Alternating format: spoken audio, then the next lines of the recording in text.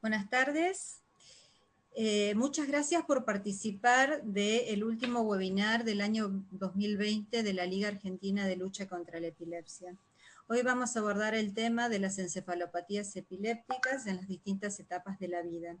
Lo vamos a hacer desde la neuropediatría y desde la neurología de adultos. La neurología infantil, el tema lo va a abordar el doctor Marco Semprino y la doctora Brenda Llagante lo va a hacer desde la neurología del adulto. El doctor Marco Semprino es neuropediatra y epileptólogo, hizo su residencia en el Hospital Universitario de Montpellier en Francia y la beca de epilepsia en el Hospital Garrahan de la ciudad de Buenos Aires. Es miembro de la comisión directiva de la Liga Argentina de Lucha contra la Epilepsia y actualmente se desempeña como neuropediatra de la Clínica San Lucas de la ciudad de Neuquén. Doctor Semprino, lo escuchamos. Buenas tardes a todos. Gracias, Beatriz, por tu presentación. Como siempre, agradecer en primera instancia a la Liga Argentina contra la Epilepsia. Voy a ir compartiendo pantalla.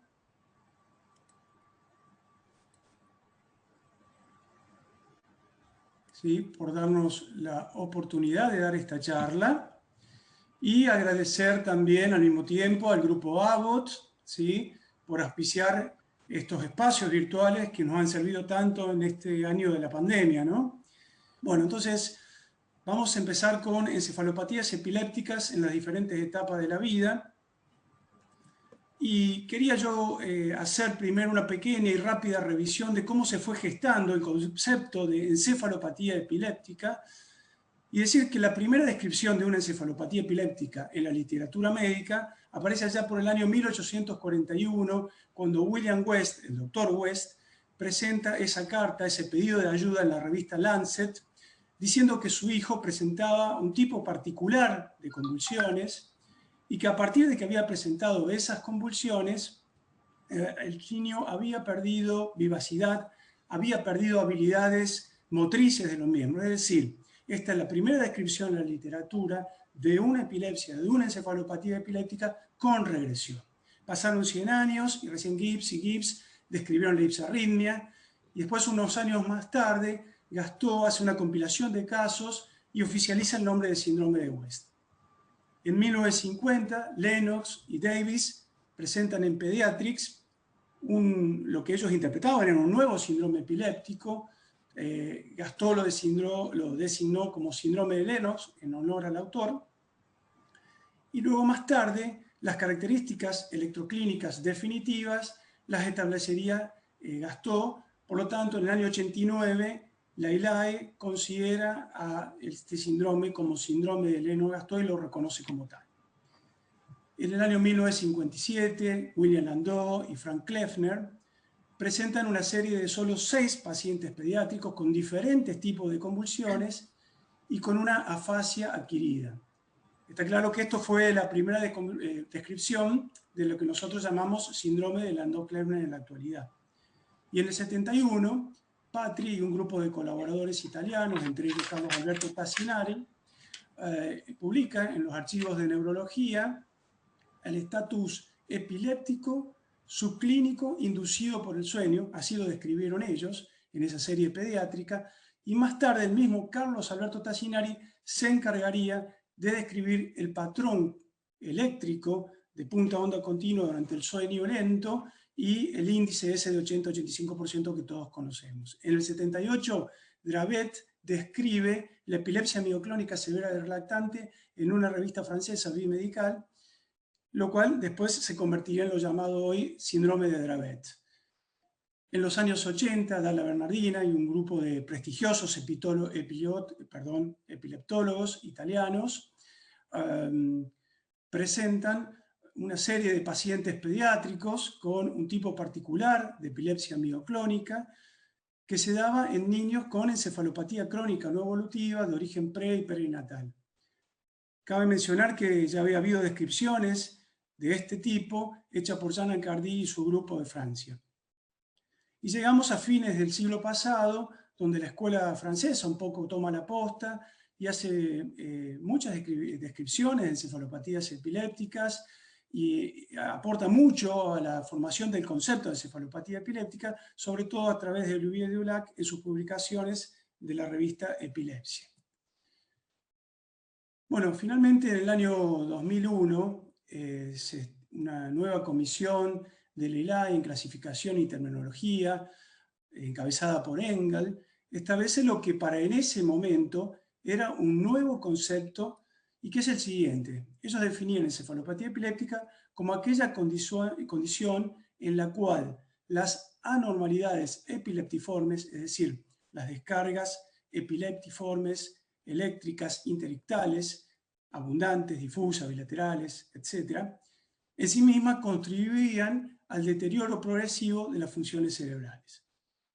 Y mencionan toda esa serie de encefalopatías epilépticas reconocidas hasta ese momento como la encefalopatía mioclónica temprana, el síndrome de Ohtahara, el síndrome de West, el síndrome de Dravet, el estatus mioclónico en las encefalopatías crónicas no progresivas, el Lennox-Gastaut, Landau-Kleffner y la epilepsia con punta onda continua durante el sueño lento. Lo interesante es que Engel y su grupo hacen una discusión diciendo que es muy difícil establecer qué parte o qué porcentaje del déficit de estas encefalopatías epilépticas era causado por la actividad epiléptica en sí, es decir, por las crisis y las anormalidades electroencefalográficas, por la causa de la epilepsia o por los mismos medicamentos que, como todos sabemos, usamos en grandes cantidades, en dosis altas, tratando de frenar las convulsiones, y que esos mismos medicamentos impactan en el neurodesarrollo, y entonces muchos confunden deterioro con este efecto deleterio de los medicamentos y se está en un círculo vicioso y hay una escalada terapéutica que no es beneficiosa para el paciente. Entonces Engel ya empieza a hablar de la importancia de la etiología y también de los fármacos.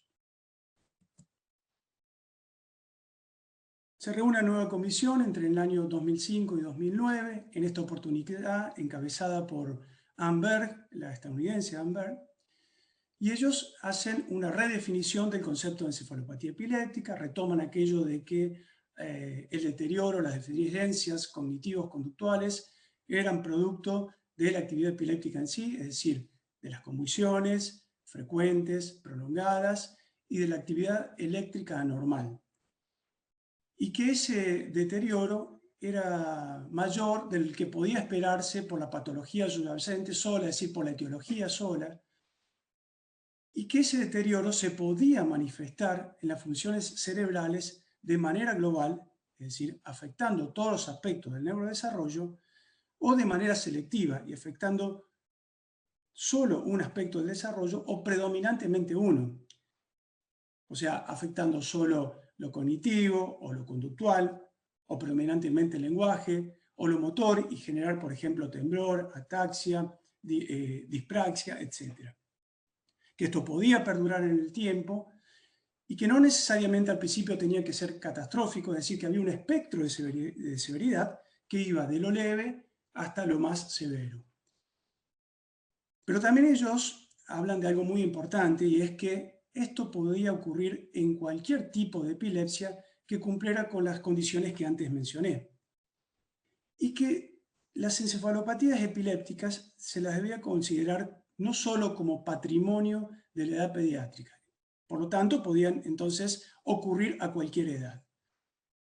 En ese momento ellos pensaban que era clave identificar el síndrome electroclínico para poder instaurar un tratamiento rápido, oportuno y adecuado y tratar de prevenir y detener aquellas consecuencias que podía generar la encefalopatía epiléptica sobre el neurodesarrollo. Bueno, pero llegamos al 2017, se reúne una nueva comisión del ILAE en clasificación y terminología, en esta oportunidad encabezada por la australiana, por Ingrid Scheffer. Y bueno, retoma un poco todo esto de que una encefalopatía epiléptica era una condición producto de la actividad eléctrica normal, producto de las convulsiones frecuentes, prolongadas, incluso de estatus, que pueden ser convulsivos o no convulsivos. Pero también dicen ellos que puede ocurrir en una persona previamente sana o en un niño previamente sano Bueno, alguien que tuviera un retraso madurativo previo y sobre eso instalarse el deterioro ocasionado por la encefalopatía epiléptica. Y que ese deterioro podía manifestarse como un enlentecimiento de la adquisición de las pautas psicomotoras, o como un estancamiento, o bien como una regresión.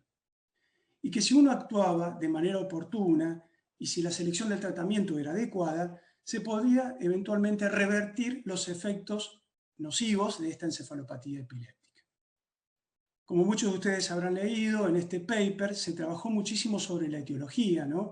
Si ustedes recuerdan, la clasificación de las epilepsias en focales generalizadas, de origen desconocido, pero sobre todo en la etiología, ¿sí? De tipo infeccioso, inmunológico, estructural, metabólico desconocido, y sobre todo y especialmente en la etiología genética, en la cual trabajó mucho el grupo de Ingrid Scheffer. Eso fue producto, está claro, de todo el desarrollo que hubo de las tecnologías en genética y el desarrollo de la genómica. Y entonces apareció otro concepto, ¿no? El de encefalopatía del desarrollo.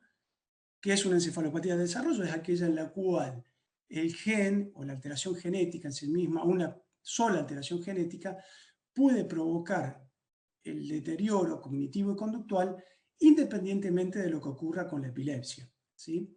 O sea, es un efecto directo de la alteración genética. Esto dio lugar también a un tercer concepto que es el de encefalopatía epiléptica y del desarrollo, es decir, una misma alteración genética puede provocar una encefalopatía epiléptica y esta generar afectaciones en lo cognitivo y conductual, pero a su vez el gen, e independientemente de esa encefalopatía epiléptica que provoca, por un efecto directo podría impactar en el desarrollo. Y así se habla de un factor epiléptico y un factor de desarrollo, los cuales pueden aparecer de manera simultánea en el establecimiento de esta encefalopatía, o puede aparecer uno antes y el otro después. Por ejemplo, una encefalopatía de inicio temprano, como puede ser la ocasionada por una alteración en el gen en el SCN2A, ¿sí? A veces comienza con la encefalopatía epiléptica, si se da la medicación adecuada se puede controlar, el niño controla su crisis, pero después sigue deteriorándose, y ese es por el factor o el componente de desarrollo. O lo contrario, como hay alguna descripción, por ejemplo, en el síndrome de Dravet, que previo al inicio de la crisis y al inicio de las alteraciones electroencefalográficas, el niño puede tener alguna alteración en su desarrollo psicomotor. Y aparece también un cuarto concepto, que es el de la encefalopatía relacionada a una etiología determinada, a un gen determinado, y así hablamos de encefalopatías CDKL5 o encefalopatía STXBP1, etcétera, según el gen involucrado. Pero ellos aclaran que ese concepto de encefalopatías y el gen y el nombre del gen solo corresponde para las formas graves de epilepsia, porque algunos de estos genes pueden codificar para epilepsias menos graves, y en ese caso no estaríamos hablando de una encefalopatía. Bien, la misma Ingrid Scheffer con Liao este año retoman la discusión y ya hablan de que se puede establecer o considerar una tríada diagnóstica cuando hablamos de encefalopatías epilépticas, aquella constituida entonces por el impacto de las crisis epilépticas, el impacto de las anormalidades epileptiformes en el electroencefalograma y el déficit neurocognitivo o cognitivo-conductual que generan esas alteraciones. Pero aclara que puede ocurrir a todas las edades, como ya lo había hecho Amber, y que puede ocurrir en cualquier tipo de epilepsia, y que en algunas ocasiones la tríada puede no estar completa, no puede estar del todo presente. Por ejemplo, en un síndrome Landau-Kleffner, donde el paciente presenta la afasia adquirida, presenta las alteraciones electroencefalográficas, pero todavía no comenzó con las convulsiones. También ella aclara que en estas encefalopatías epilépticas y del desarrollo, la misma mutación genética entonces puede tener un efecto indirecto a través de la encefalopatía epiléptica que provoca y un efecto directo por la misma alteración genética, pero que eso puede variar de acuerdo con la edad del paciente, de acuerdo con el momento del paciente, el momento de la enfermedad que esté pasando el paciente, y variando con la etiología. Y pone un ejemplo que me parece que es muy emblemático, las alteraciones del gen SCN1A, que como todos sabemos puede dar un síndrome de Dravet por una alteración con pérdida de función, y en ese caso los bloqueantes de los canales de sodio perjudicarían la evolución de esa encefalopatía epiléptica, ¿sí? Pero ese mismo gen alterado a una edad más temprana puede dar una encefalopatía epiléptica de inicio temprano profundo, con ganancia de función, y en ese caso los bloqueantes de los canales de sodios pueden beneficiarlo al paciente. Entonces fíjense cómo ahora pasamos de abordar desde el punto de vista terapéutico a estas encefalopatías, no solamente definiendo el síndrome epiléptico, las características electroquímicas del mismo, sino que cobra, y cambia un poco el abordaje, mucha importancia la etiología. Bien, en ese mismo paper, ellos presentan este cuadro que es muy interesante porque muestra un poco lo que tratamos o que vamos a tratar de explicar con la doctora Brenda Chagante en esta charla, de cómo las encefalopatías epilépticas pueden presentarse a diferentes edades, incluso en la edad adulta, y que no es patrimonio solamente de los niños y de las encefalopatías epilépticas que ya conocemos, sino también que pueden ocurrir en cualquier tipo de epilepsia. Bueno, ahora, pero ¿cómo es, digamos, el mecanismo fisiopatológico por el cual se produce una encefalopatía epiléptica? Y la verdad que no está del todo aclarado. En esta publicación de Judy Kalser y Helen Cross, ellos aclaran que pueden ser variados, que incluso pueden variar de una encefalopatía epiléptica a otra, pero que en modelos animales quedó claramente demostrado que la actividad epiléptica puede interferir en la neurogénesis, en el desarrollo de la sinapsis y también de las redes neuronales normales, especialmente en el cerebro inmaduro. Ellos hacen también una revisión exhaustiva de numerosos papers y llegan a la conclusión que la vía final común en las encefalopatías epilépticas debe ser la neuroinflamación, y que esta neuroinflamación provocaría más crisis, y las crisis más neuroinflamación, y así se genera un círculo vicioso que se iría autoperpetuando y generando cada vez más deterioro. También hablan de la importancia de trabajos experimentales en los cuales se pudo demostrar que la respuesta inmune del sistema nervioso central en los recién nacidos, que la neuroplasticidad y que la muerte neuronal provocada por estas encefalopatías epilépticas es edad dependiente, lo cual explicaría en cierta manera la variabilidad clínica que se presentan en estos distintos síndromes epilépticos. También revisan distintos trabajos en los cuales se observa que las descargas epileptiformes no solamente interfieren con el funcionamiento de áreas cerebrales localizadas en la zona epileptógena, sino también en áreas cerebrales distantes del área epileptógena, ¿sí? Y esto lo pudieron demostrar, por ejemplo, con trabajos en los cuales analizaban registros electroencefalográficos intracraneales y le iban haciendo test neuropsicológicos seriados. O también a través de las neuroimágenes y cómo hacían una correlación entre las neuroimágenes, el desarrollo de las redes epileptógenas, cómo intervenían en las redes neurológicas normales, y también la correlación de las neuroimágenes con los focos de descargas intelectuales. Bien, pero muchos de los mecanismos entonces que generan las encefalopatías epilépticas también son responsables de las resistencias a las drogas y de las epilepsias fármacoresistentes. En este paper revisan varias hipótesis, ¿sí? Como por ejemplo la hipótesis target, es decir, modificaciones estructurales, modificaciones funcionales de los receptores, de los canales iónicos, impedirían que las drogas anticonvulsivantes actuaran de manera adecuada, y eso terminaría provocando una encefalopatía epiléptica y una epilepsia fármacoresistente.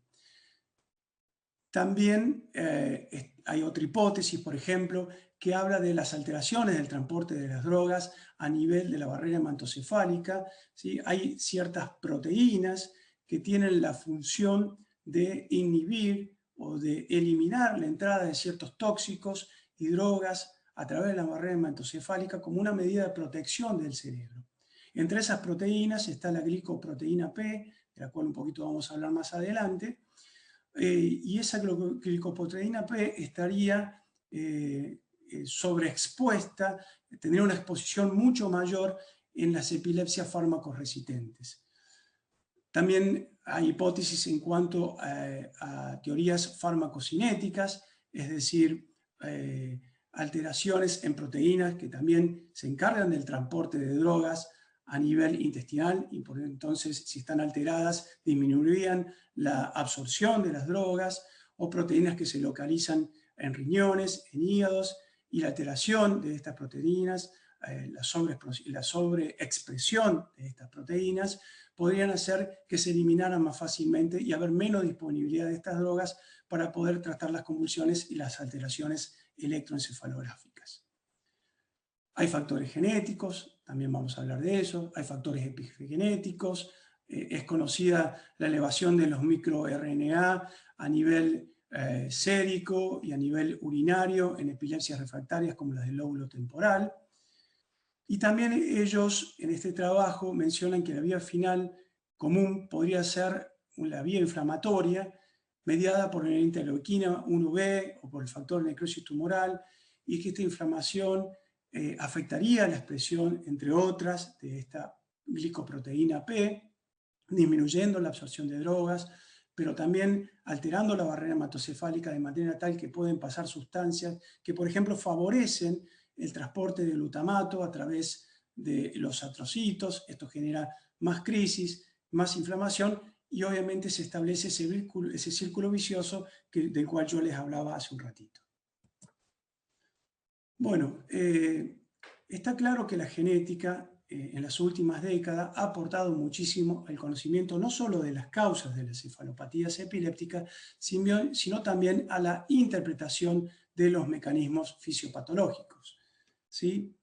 Fíjense, a ver si puedo usar el puntero, pasamos de la era de las canopatías, donde se describieron varias epilepsias focales, familiares, a una etapa de transición a principios de este siglo, y luego a un crecimiento exponencial de los genes responsables de las epilepsias, sobre todo de las encefalopatías epilépticas, en lo que se llamó la era esta de estudios de nueva generación de secuenciación, ¿no? La era de la secuenciación de nueva generación, ¿sí? O era genómica, le llaman algunos, o también se le puede llamar, ahora últimamente se está hablando del paradigma de novo, la era de novo, porque muchos de estos genes son alteraciones de novo en las encefalopatías epilépticas, y esa es un poco la terminología que se está tratando de instaurar en estos momentos. Fíjese en el cuadro de la derecha cómo las epilepsias ocasionadas por alteraciones en genes que codifican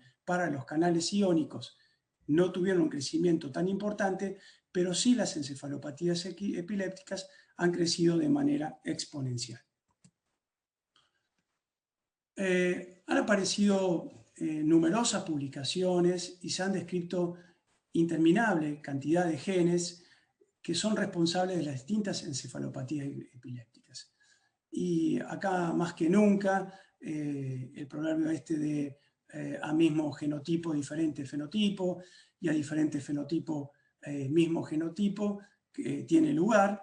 Fíjense, acá es enorme, este cuadro incluso es de una publicación que lleva ya unos años, pero yo lo puse especialmente porque quería hacer hincapié en este grupito, que les estoy señalando acá con el marcador, de las encefalopatías epilépticas que se denominan de inicio temprano, y que corresponde a un grupo de encefalopatías, generalmente en niños menores de un año, otros dicen en menores de 6 meses, que son bastante catastróficas por su impacto en el neurodesarrollo y que tienen un genotipo variable, pero que también pueden tener otras etiologías como estructurales o metabólicas, pero cuyas características electroencefalográficas y de las crisis no permiten englobarla dentro de las otras encefalopatías epilépticas que ocurren a esa edad.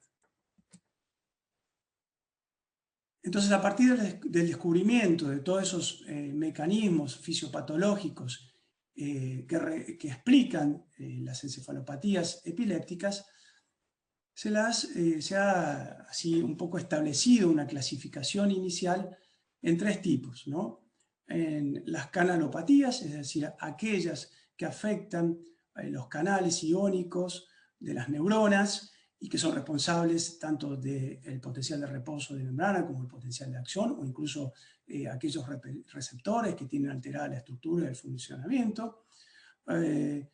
Las sinaptopatías, que son aquellas encefalopatías epilépticas en las cuales está alterado el normal funcionamiento de la sinapsis de la neurona, sean estas presinápticas o postsinápticas, y un concepto importante que apareció ya en este siglo, lo implementó Cato y colaboradores allá por el año 2005, que es el concepto de interneuronopatías, es decir, encefalopatías epilépticas que se debían a un desarrollo anormal de las interneuronas inhibitorias GABAérgicas, y esto generaba un desequilibrio entre las neuronas GABAérgicas inhibitorias y las neuronas excitatorias, principalmente las glutaminérgicas.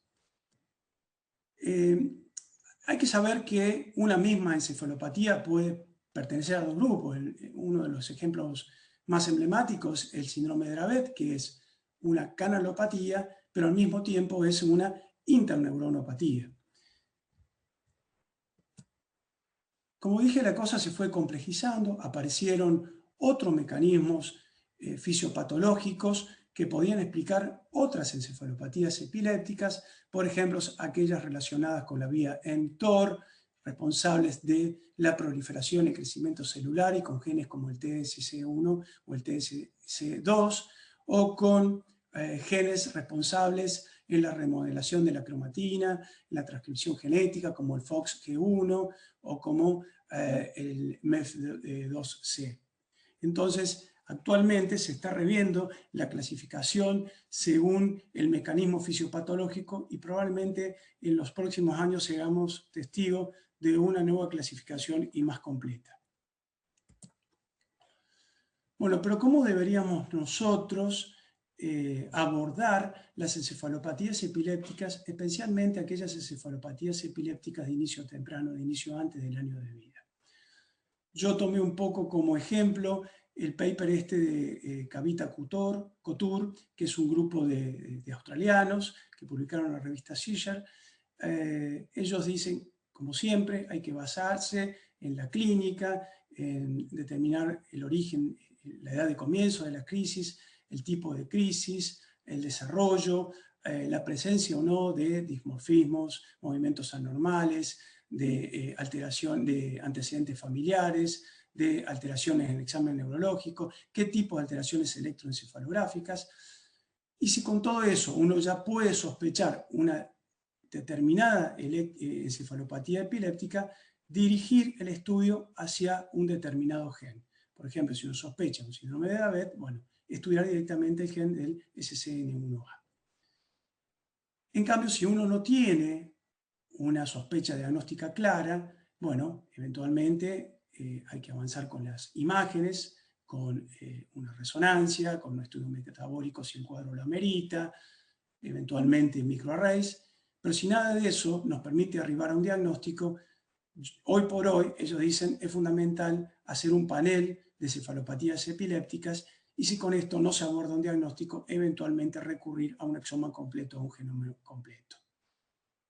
Si todo esto no nos da un rédito diagnóstico, hay que volver hacia atrás, replantearse en la clínica, rever el electro, rever las imágenes, reinterrogar al paciente y a partir de ahí diseñar qué estudios serían los más adecuados. Ese grupo australiano presenta un trabajo en el cual ellos analizan 105 pacientes entre 6 meses y 9.5 años de edad, con un panel para encefalopatías epilépticas de 71 genes. Ellos encontraron variantes patológicas en 30, ¿sí? Lo cual significa que les dio un rédito diagnóstico de 28.5%, bastante alto. La lista de genes analizados, parte de los genes están aquí. Los que más dieron alteraciones fueron el gen SCN1A, el KCNQ2, el CDKL5, el ALDH7A1, que es responsable de la piridoxinodependencia, y entre las encefalopatías epilépticas que más tuvieron rédito diagnóstico están las de inicio temprano, incluidas el síndrome de Ohtahara, donde sobre todo encontraron en 10 de 19 pacientes genes como el CDKL5, el ALT7A1 y también el KCNQ2. ¿Sí? Obviamente el síndrome de Dravet tiene un rédito bastante alto, en el 60% de los casos, y en las encefalopatías epilépticas no clasificadas también tuvieron un rédito de alrededor del 25-30%. Ellos piensan que en las encefalopatías epilépticas de inicio temprano, es decir, antes del año de vida, el rédito diagnóstico es mucho más importante y ahí habría que dirigir los paneles para encefalopatías epilépticas. Encontraron varios beneficios, como una edad más temprana de diagnóstico, un periodo de evaluación mucho más corto, ahorros en términos de costos económicos y de tiempo. También vieron beneficios en cuanto al consejo genético, porque los pacientes, por ejemplo, que tenían CDKL5, el WOX y el ALD7A, eran mutaciones de no, por eso pudieron asesorar bien a sus familias. También hubo implicaciones, y esas son ventajas, en cuanto al manejo terapéutico. Obviamente el CCN1A, responsable de las mutaciones que ocasionaron síndrome de Dravet, debían evitar las drogas bloqueadoras de los canales de sodio. En el CSN8A, aumentar las dosis de fenitoína. En el KCNQ2, continuar con carbamazepina, y en la piridoxinodependencia obviamente debían continuar con la piridoxina. Hubo pacientes que se vieron beneficiados porque se evitaron estudios agresivos y costosos, como fueron estos dos pacientes, el de SCN8A y el del CDKL5, los cuales iban a entrar en un protocolo de evaluación prequirúrgica y gracias al diagnóstico definitivo no pasaron por ese protocolo. Bueno, el rédito diagnóstico ha ido mejorando con el tiempo. Eso se debe a un trabajo conjunto entre neurólogos, entre genómicos, entre genetistas, ¿sí? Ese trabajo en equipo, junto con el perfeccionamiento de las técnicas genéticas, está ejemplificado en este cuadro, un poquito en esta revisión de distintos tipos de epilepsia y de encefalopatías epilépticas. Pero fíjense que al principio los exomas redituaban más o menos un 14%, estoy hablando al principio hace 6, 7, 8 años, ¿sí? Y actualmente ya estamos hablando que los exomas y los paneles para encefalopatía genética están redituando un 32 y un 35%. Y ese es más o menos el porcentaje, depende de la extensión del panel y de la experiencia del grupo que esté encargado del diagnóstico. Entonces, a través de todos estos progresos en la genética, se pudieron aclarar múltiples etiologías de diferentes encefalopatías epilépticas, se pudieron aclarar distintos mecanismos fisiopatológicos, drogas que no eran diseñadas especialmente para tratar epilepsia, se aplicaron a partir de ese descubrimiento en distintos tratamientos para distintas encefalopatías epilépticas. Pero lo que sí es necesario aclarar que apareció entonces algo que se llama medicina de precisión, que es una especie de modelo de atención, un tipo de abordaje terapéutico en el cual se contempla las características personales de cada paciente. Es decir, se hace como un tratamiento individualizado de acuerdo a las características de ese paciente, especialmente a las características genéticas. Y bueno, esta es la lista de genes en las cuales se puede aplicar terapia de precisión o medicina de precisión. Sobre todo los progresos se dieron en los genes relacionados con los canales de sodio, pero salvo esto y algunos como el CLS2A1, responsable del déficit de glutuno, donde la dieta cetogénica es un aporte fundamental, se ha visto que muchos de los tratamientos descritos inicialmente solo correspondieron a reportes anecdóticos y muchas de las publicaciones terminaron siendo contradictorias ambiguas. Es decir, que todavía la medicina de precisión es un aspecto de la medicina por desarrollar. Bueno, yo ahora les voy a presentar una serie de 3 pacientes para que veamos distintos ejemplos de encefalopatías epilépticas y del desarrollo. La primera que les quiero presentar es esta nenita que se llama Catalina, que actualmente tiene 8 años y que comenzó a los 2 años con estas crisis, ¿no? Crisis clónicas, predominantemente en miembros inferiores. Este es un video casero, les pido disculpas porque por ahí no están definidos. ¿Sí? Después seguida de inmovilidad y una fase tónica, ¿sí? Apnea, un poco de cambio de color, los padres se preocupan, la estimulan, una leve sonrisa, un poco de desviación de la mirada hacia atrás, algún movimiento desordenado de miembros inferiores, ¿sí? Y finalmente culmina en un llanto, ¿sí? Y estas otras crisis, ¿sí? Clonías o mioclonías aisladas, porque no tenemos registro por videoelectro, a veces predominantes en miembros inferiores, a veces predominantes en miembros superiores. Luego sigue una fase tónica que van a ver ahora, con algún automatismo oral, desviación de la mirada hacia arriba y versión cefálica lenta hacia la izquierda. Entonces Catalina, 8 años, es producto de un embarazo y parto sin antecedentes importantes, tampoco antecedentes familiares, no había consanguinidad. A los 2 meses comienza con estas crisis en clúster que podían presentarse en vigilia y sueño, algunas con apneas, otras con rubicundez o con cianosis, algunas con inmovilidad, otros con componentes clónicos, hipertonía global. El electroencefalograma al principio fue normal o con alteraciones inespecíficas, y de esas crisis iniciales a los 10 meses pasamos por crisis que se presentaban predominantemente en sueño o en la transición de vigilia a sueño, muchas de ellas con grito o llanto, mirada perdida, y después seguía una salva de espasmos en flexión. Parecían en ocasiones espasmos asociados con crisis focales, pero también aparecieron crisis con una secuencia muy particular que se daban sobre todo en sueño. La paciente se despertaba, pegaba un grito o un llanto, se agitaba, movimientos desordenados de miembros.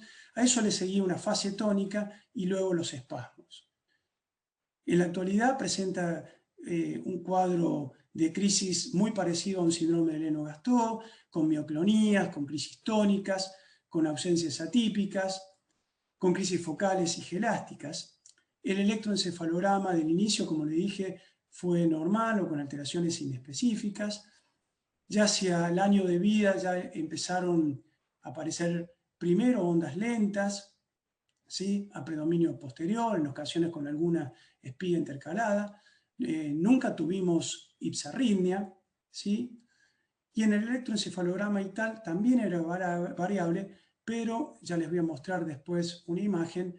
En algunos de ellos se observaban ondas lentas delta-teta posteriores o frontocentrales, sin una lateralización clara en muchas de las ocasiones. Fue ampliamente estudiada, se hizo resonancia de cerebro 3 Tesla con espectroscopía multivoxel, se hizo un neurometabólico muy amplio, se lo estudió con microarrays, eso no abordó ningún diagnóstico. La historia farmacológica también fue muy abundante, ¿no? Pasamos por todo el cóctel vitamínico, después seguimos con fenobarbital, epamina, ciboproico, levetiracetam. En algún momento usamos la combinación de sonisamida con vigabatrina. Dieta cetogénica en el 2013, no obtuvimos ningún tipo de beneficio. Al año siguiente usa Charlotte Webb, el CBD, empeora las crisis. Actualmente está con la motrigina, lorazepam y topiramato. Y el año pasado fue incorporada ella en el protocolo del Hospital Garrahan, que usa Ridó, el CBD usado por ellos, y ha experimentado una mejoría significativa con reducción aproximadamente del 75% de las crisis y con una mejoría electroencefalográfica del 30% de las crisis. En la actualidad ella, bueno, presenta, como pueden ver ahí en el dibujo, una ataxia de la marcha con abducción de los miembros inferiores, no tiene una marcha independiente, debe usar andador, hace bruxismo casi permanente, estereotipos manuales. El contacto visual es muy escaso, hay insomnio, constipación, algunas alteraciones de la respiración durante el sueño, alguna apnea. Entonces, en el 2015, bueno, perdón, antes quería mostrarles este electroencefalograma de cuando ella era chiquita, 10 meses, ¿sí? En este caso una crisis tónica, conversión cefálica derecha. Fíjense en las áreas centrales, sobre todo centro-temporo-occipitales, ondas lentas delta-teta, con ese predominio posterior, de muy corta duración. Y el electroencefalograma actual, muy encefalopático, ¿sí? Con paroxismos generalizados de punta a onda, polipunta a onda, seguido en ocasiones por alteraciones paroxísticas del voltaje, algunos ritmos rápidos, un ritmo de base totalmente desorganizado y ausencia de ritmos fisiológicos. Entonces se pidió un panel para encefalopatías epilépticas que fue mandado a la Universidad de Chicago y ahí se confirmó que esto correspondía a una encefalopatía epiléptica y del desarrollo ocasionada por una deleción heterocigota del gen CDKL5. Esto corresponde a lo que hoy llamamos trastorno por deficiencia de la quinasa dependiente de ciclina tipo 5. Hoy se le llama CDD a esto. Es una encefalopatía epiléptica del desarrollo ligada al cromosoma X, ¿sí? Con una incidencia de 1 en 40.000 a 1 de 60.000 de los nacidos vivos con epilepsia. ¿Sí? El gen puede sufrir distintos tipos de alteraciones, de lesiones, mutaciones missense y no-sans. Aparece predominantemente en mujeres, ¿sí? 4:1 es la relación respecto de los varones, y esta proteína tiene múltiples funciones, está involucrada en el desarrollo de las acciones, ¿sí? En el desarrollo de las sinapsis, incluso se habla de que puede tener algún papel en la proliferación y en la migración neuronal. Se formó un grupo de centros de referencia que se denomina COE, y ese grupo de referencia estableció las características clínicas comunes, es decir, una encefalopatía epiléptica de inicio temprano y habitualmente refractaria a la medicación, importante compromiso del neurodesarrollo y sobre todo intelectual, hipotonía al inicio, presencia de deterioro visual cortical, se habla que el 75% de los pacientes a raíz de las alteraciones por estrabismo, por las crisis o por nistagmus, deterioran la visión central, importantes trastornos del sueño, insomnios, movimientos anormales, manifestaciones autonómicas, constipación como la que tenía esta niña o trastornos de la deglución. Y eso establecen como características, como criterios diagnósticos mínimos, ¿sí? La presencia de alteraciones patológicas o posiblemente patológicas en el gen del CDKL5, ¿sí? Y alteración, o sea, si presentaba alguna de estas tres alteraciones en el gen, deterioro neurocognitivo y una epilepsia de comienzo del primer año de vida, y yo agregaría, si es nena y si las crisis comenzaron sobre todo antes de los 3 meses, considerar fuertemente entonces que esto se trata de una encefalopatía epiléptica de desarrollo por CDKL5. Bueno, pero ¿qué ocurre con la epilepsia en la encefalopatía por CDKL5? ¿Cómo se manifiesta? El 90% comienza antes de los 3 meses con una edad media de 6 semanas. ¿Sí? Una epilepsia de inicio bien temprano, ¿no? En general es severa y refractaria.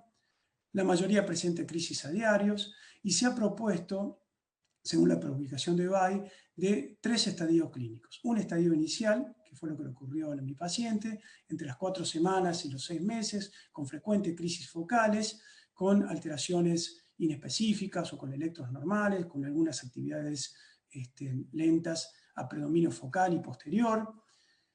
Y en ese periodo puede ocurrir una luna de miel, que se llama, es decir, generalmente esto ocurre antes de los 2 años, en el cual las pacientes pueden tener entre 2 y 12 meses pueden estar sin crisis. Y uno puede malinterpretarlo como efecto de la medicación, pero es parte de esa luna de miel. Después viene el segundo estadio, entre 6 meses y 3 años, que corresponde a una encefalopatía epiléptica ya instalada, con crisis de inicio focal o de inicio generalizado. Frecuentemente aparecen espasmos, pero sobre todo lo que hay que pesquisar es la presencia de esa semiología particular, de esa secuencia en fases, ¿sí? La típica es la fase hipermotora, tónica, espasmo, pero también hay descriptos distintas fases. Puede haber fase clónica, tónica, espasmo o tónica, clónica, espasmo. Muchas veces con manifestaciones autonómicas asociadas.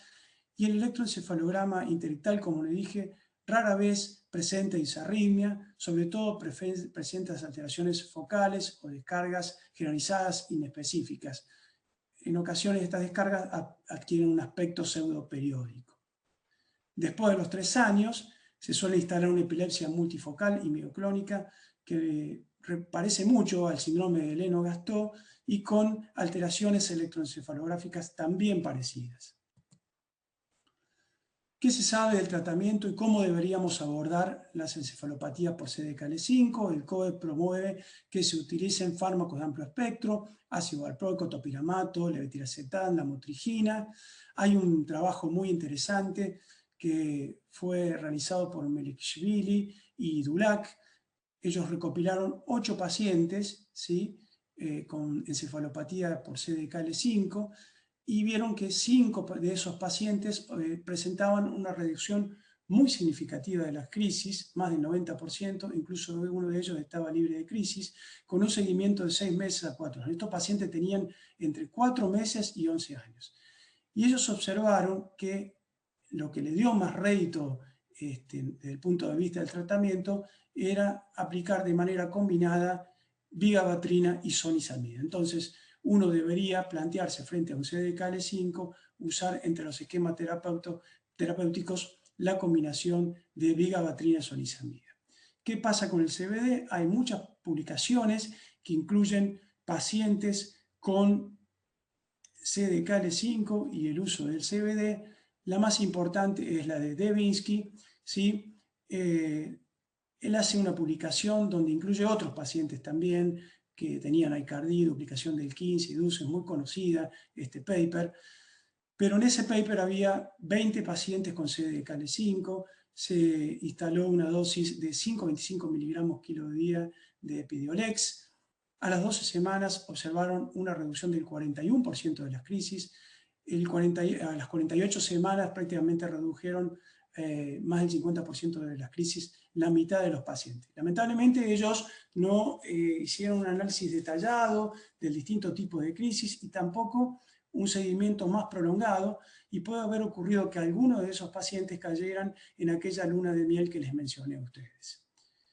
Con respecto a la dieta cetogénica y al estimulador vagal, la serie más grande corresponden a los datos que se obtienen del banco de datos de CDKL5, que recopilan distintos centros de experiencia, entre ellos los de la gente del COE. Recopilaron 204 pacientes con encefalopatía por CDKL5, 104 sometidos a dieta cetogénica, con una media de duración de 17 meses, y observaron una reducción inicial de las crisis de aproximadamente el 58%. La edad media de inicio de la dieta cetogénica fue de 4,8 años. Vieron efectos beneficiosos en el nivel de alerta, en la conducta, y solamente efectos adversos en 1/3 de los casos.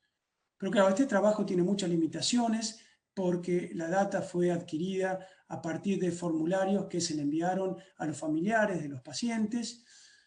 La dieta cetogénica fue en pocos casos iniciada antes de 1 año de edad, que sabemos que en esa etapa de la vida es más efectiva. No se especificaba tanto el tipo de crisis, el nivel de cetonemia y la duración de la eficacia. Entonces tiene su lado negativo este estudio, por así decirlo. También hicieron análisis de los pacientes que fueron sometidos o a los cuales se les instaló estimulador vagal. Recopilaron 222 pacientes, 39 se implantó estimulador vagal. La edad media de implantación fue de 4.9 años. Prácticamente 2/3 redujeron la frecuencia, la intensidad y la duración de las crisis. Pocos tuvieron reacciones adversas. Y la mejoría, la duración media de la mejoría se estableció en 73 días. En estos pacientes, en algunos también, hubo mejoría de lo cognitivo, lo conductual y el nivel de alerta, ¿sí? Pero bueno, tiene las mismas contradicciones, los mismos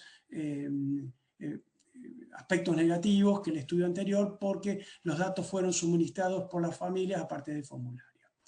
Bueno, ¿qué sabemos de medicina de precisión y CDKL5? No hay mucho. Hay pacientes que fueron incorporados a un estudio con Ataluren, pero se ha visto que luego de unos resultados muy esperanzadores, después los resultados fueron bastante decepcionantes y por eso ese estudio que estaba en fase 2 está medio como frenado. Hay otro estudio en fase 2 con ganasolone, que es un neuroesteroide, y este año Gao y colaboradores hicieron una publicación muy importante en modelos animales de CDKL5, donde inyectaron el gen modificado para mejorar la situación a través de adenovirus, utilizaron adenovirus como vector y observaron una clara mejoría en la conducta y en la densidad sináptica del cerebelo. Y ellos piensan que este puede ser el punto de partida de nuevos tratamientos, especialmente con terapia génica. Bueno, este es el caso número 2, también corresponde a una encefalopatía epiléptica del desarrollo. Fíjese, este es Francisco, un nene que actualmente tiene 4 años y al año y medio de vida presentaba este tipo de crisis. Muy irritable.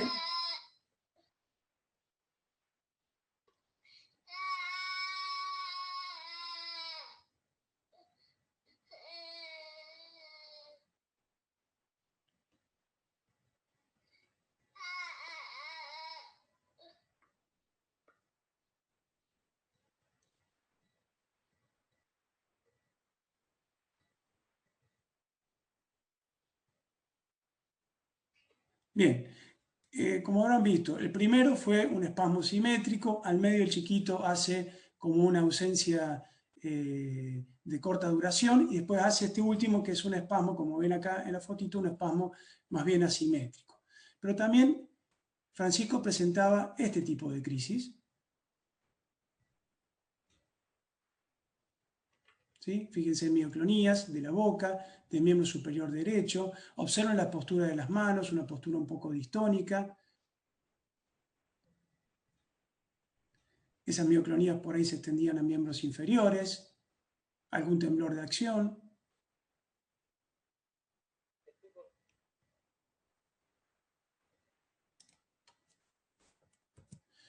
Y tenía movimientos muy llamativos de lengua y boca que los presentaba tanto en vigilia como en sueño.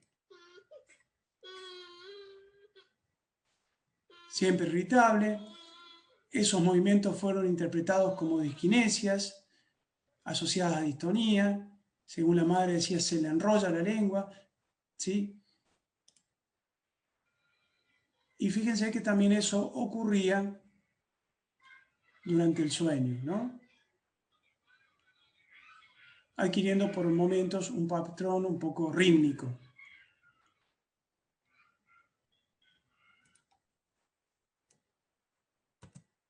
Bueno, entonces Francisco, 4 años, producto de un embarazo normal, sin antecedentes familiares importantes, salvo una hermana que tiene retraso mental moderado. No había historia de consanguinidad, nace de una cesárea programada, Apgar vigoroso, a término, pero a los 2 días de vida presenta una crisis de cianosis interpretada como sospecha de sepsis, tal vez presentó convulsiones, no lo sabemos, y estuvo en respirador por 7 días. Desde los primeros meses de vida instala una hipotonía generalizada, un retraso madurativo global severo, con ausencia de lenguaje, no tenía un manejo adecuado de sus manos, siempre muy irritable. A los 18 meses comienza con esos espasmos infantiles en extensión, algunos simétricos, otros asimétricos. Los padres demoran en consultar. La médica que lo ve en ese momento le hace un electroencefalograma que se mostraba mal organizado con algunas descargas de ondas lentas, le pide una resonancia de cerebro. En esa resonancia se observaban alteraciones de la sustancia blanca periventricular, una cierta hipoplasia del cuerpo calloso y una ventriculomegalia leve. ¿Sí? A los 20 meses, el electroencefalograma se mostraba mucho más alterado, con una punta honda, descargas de punta y polipunta honda, generalizada, con atenuaciones paroxísticas del voltaje. Claro, ahí quedó claro para la persona que lo vio que eran espasmos, inicia el Sabril. Felizmente, con muy buena respuesta, lo mantiene durante 6 meses, lo rota por ácido valproico, aparecen los espasmos y esas mioclonías que les mostré al inicio. Finalmente termina con levetiracetam, con clonazepam y con risperidona por la irritabilidad. Y con esta combinación, él logra controlar su crisis, lo hicimos hace poco un video de electro, en el cual no mostró ninguna crisis y el electroencefalograma, el trazado electroencefalográfico fue totalmente normal. A los 4 años todavía presenta toda esa disquinesia de la boca y distonía, sigue estando muy irritable, autoagresiones, constipación. La verdad que sus alteraciones del sueño y sus alteraciones de la conducta son muy difíciles de manejar. Entonces lo que se le pidió fue un exoma, el Centogen se hizo y que encontramos una alteración de la dinamina 1, también heterocigota. Primero fue clasificado como probablemente patogénica y después quedó ya definitivamente como patogénica. Bien, la encefalopatía por dinamina 1 es una encefalopatía epiléptica y de desarrollo que fue recientemente descripta, ¿sí? Son alteraciones en el gen DNM1 que está localizado en el brazo largo del cromosoma 9, afecta predominantemente a varones. En esta serie de 21 pacientes, ¿sí?, se observó que todos tenían una discapacidad intelectual profunda y severa, había desde los primeros meses de vida hipotonía y que los espasmos infantiles eran el tipo de crisis más frecuente, con frecuente evolución a síndrome de Lennox-Gastaut, ¿sí? El 30%, casi un tercio de los pacientes tenía esta mutación, que no es la que encontramos en nuestro paciente, y se vio en esa serie que un solo de los pacientes tenía inicialmente un desarrollo normal y llamativamente a los 4 años desarrolló un Fires. Y 2 de los pacientes no tuvieron crisis, pero sí un retraso madurativo severo, y uno de ellos con mioclonías subcorticales. Trastornos del movimiento se observaron en 52%, en la mitad, del tipo de distonía, corea, coreatetosis, disquinesias, y las neuroimágenes fueron anormales en un tercio de los pacientes con atrofia cerebral. Algunos mostraban, como muestra esta imagen, un cuerpo calloso muy delgado, otros alteraciones de la sustancia blanca, como ocurrió también en nuestro paciente, en la sustancia blanca periventricular cerebral anterior y posterior, a veces como forma de hipomelización o como retardo en la melización. Les quería mencionar que la proteína de dinamina 1 es una GTPasa, que lo que hace se encarga de la división de la vesícula sináptica para que ésta pueda adherirse a la membrana plasmática presináptica y participar del proceso de endocitosis y de recaptación de los neurotransmisores para que puedan ser reciclados y volver a ser utilizados. Marcos, sí, discúlpame, estamos un poquito pasados de tiempo, si podemos ir apurando el bueno, paso. sí, lo hago rápido, ¿sí? Gracias. Bueno, simplemente que este estudio tan importante, con 356 pacientes, la dinamina 1, se hicieron exomas, trío, la dinamina 1 fue la segunda causa, ¿sí? Y se estima que aproximadamente el 2 o 3% de las encefalopatías epilépticas, sobre todo el Lennox-Gastaut y del síndrome de West, podrían tener, sobre todo las de etiología genética, está claro, podrían tener esta causa. ¿Sí? El tipo de crisis que aparece, sobre todo espasmos infantiles, pero pueden aparecer otro tipo, rara vez desencadenadas por fiebre o por refleja, por otro tipo de crisis desencadenada por estímulos táctiles, el electroencefalograma interectal, muertas alteraciones inespecíficas, multifocales, son la mitad hipserritmia, habitualmente es refractario a la medicación y en general muy mala respuesta, salvo a la dieta cetogénica, pero hay reportes anecdóticos. Se promueve que se use dieta cetogénica y benzodiazepinas, clobazam y clonazepam como elementos, como opciones de primera línea. ¿Sí? Esta es otra paciente, muy cortito, estatus convulsivos febriles del primer año de vida, ¿sí? Luego de la vacunación, luego a los 12 meses otro estatus, después de un exantema súbito, iniciamos con fenobarbital, paso a ácido valproico y benzodiazepina, a los 14 meses presenta una crisis afebril, entre los 20 y los 24 solamente un par de crisis febriles, y hacia los 2 o 3 años se instala una mayor frecuencia de crisis, ¿sí? Algunas muy prolongadas. Comenzamos con ácido valproico y clobazam. Yo creo que todos los neuropediatras ya están sospechando del diagnóstico, ¿sí? Se confirmó una mutación no-sans con un codón STOM, el SCN1A. La evolución continuó con un compromiso del deterioro, propusimos dieta cetogénica, no aceptó, y bueno, hicimos ácido valproico, clobazam y topiramato, controló su crisis, pero la paciente se deterioró. ¿Sí? No voy a hacer esta revisión porque no hay tiempo de en qué consiste el síndrome de West. Simplemente decirle que hoy por hoy, ¿sí? Los fármacos primera línea son el ácido valproico y de segunda línea, ácido valproico más estirpentol, más clobazam o más cannabidiol y más fenfluramina, que ha sido ahora aprobada en junio por la FDA y aprobada en octubre por la EMA. Otras opciones, ya lo saben, dieta cetogénica, topiramato, bromuro, estimulador vagal. ¿Sí? De fenfluramina, lo que les voy a decir es que ha habido numerosos estudios randomizados, controlados. ¿Sí? Este es muy importante, viene con el nombre comercial de Fintepla. ¿Sí? En estos estudios no se vio los efectos deleterios sobre el corazón, no produjeron enfermedad valvular cardíaca ni tampoco hipertensión pulmonar. La media de reducción de crisis fue del 68%, muy poquitos pacientes quedaron libres de crisis con un control de más del 90%. ¿Sí? Y mencionarles, ¿sí?, que hay numerosos estudios en fase 2, pero los más importantes es el ataluren. Estos pacientes fueron incorporados juntos con el CDKL5, ¿sí? El ataluren, que trata de restablecer el marco de lectura en pacientes que presentan una mutación no-sans y con un codón stop. El verapamilo, que es un bloqueante cálcico, pero que tiene también la capacidad de bloquear la proteína, la glicoproteína P, y por lo tanto permite el rápido pasaje y un buen pasaje de los anticonvulsivantes y ejercer su acción a nivel cerebral.